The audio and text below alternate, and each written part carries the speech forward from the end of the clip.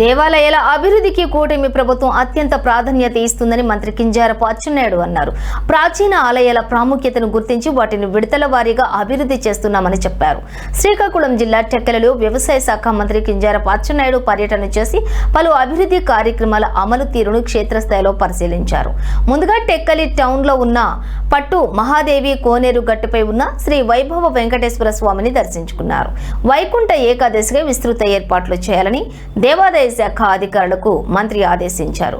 భక్తులు స్వామిని సులభతరంగా దర్శించుకునే ఏర్పాట్లు చేయాలని సూచించారు. అన్ని శాఖల సమన్వయంతో పనిచేసి వైకుంఠ ఏకాదశి వేడుక వైభవంగా నిర్వహించాలని కోరారు. ప్రముఖ ఆధ్యాత్మిక కేంద్రంగా శ్రీ వైభవ వెంకటేశ్వర స్వామి దేవాలయాన్ని తయారు చేస్తామని హామీ ఇచ్చారు.